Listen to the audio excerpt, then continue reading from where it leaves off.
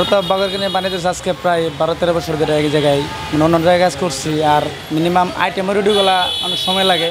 আর এমনি মনে করেন আইটেম সারা যেগুলো আছে এগুলো 10 মিনিট 15 মিনিট এরকম টাইম সময় লাগে আর কি বানাইতে। এখানে মনে করেন বিভিন্ন ধরনের আইটেম আছে, যেমন পনির আছে, তিলের আছে, বাদামের আছে, দুধ কাচ্চা আছে, চিনি মিষ্টি আছে, বড় আছে, পাতলা রুটি আছে, অনেক ধরনের আইটেম আছে। হ্যাঁ, মিক্স করা হয় আপনার আইটেম রুটির মধ্যে আমরা ঘি ব্যবহার করি। এগুলোর মধ্যে মানে আইটেম সারা এগুলোর মধ্যে ঘি ব্যবহার করি, চিনি, লবণ, তেল, পানি, এতটুকু। মানে প্রতিদিন বেচা কেনা মনে করেন ঈদ ভাঙ্গা বাজার না, বেচা কেনা কমই। আর এমনি মনে করেন ঈদ বাজার ছাড়া মোটামুটি আল্লাহর রহমতে মানে চলে বেড়ে খাওয়া যায় আর কি, এরকম। বাঘরখানিটা খুবই টেস্টি হয়, প্লাস আমরা সবসময় ছোটোকাল থেকে খেয়ে আসে ঢাকায়, তার কারণে। আর বাঘরখানিটা খুবই সকালের নাস্তা, এমনি স্ন্যাক্স হিসাবে খাওয়া হয়, অনেক মজা হয়, তার কারণেই খাই। ভালো পাচ্ছি, অনেকদিন ধরে কি 15 বছর ধরে কাজ করতেছি, ভালো আলহামদুলিল্লাহ আছি ভালো। সব ধরনের মানুষে কিনে, আপনি উচ্চ লেভেলের, নিচে লেভেলের সব মানুষে কিনে। ভালো মানের খাবার তো, এই কারণে সবাই খায়।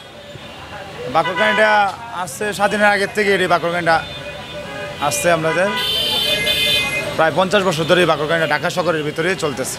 বাকরখানিটা অ্যাকচুয়ালি আমাদের বাপদাদা আমলের থেকে এটা, ঠিক আছে। কিন্তু আমরা বাকরখানি সবসময় বলি না, আমরা শোকা রুটি বলি, ঠিক আছে। বর্তমানে ওটা ফেমাস হয়েছে আপনার বাকরখানি দিয়া, কিন্তু আগে কিন্তু বাকরখানির নামে কোনো ছিল না, শোকা রুটিতে সবচেয়ে ফেমাস ছিল।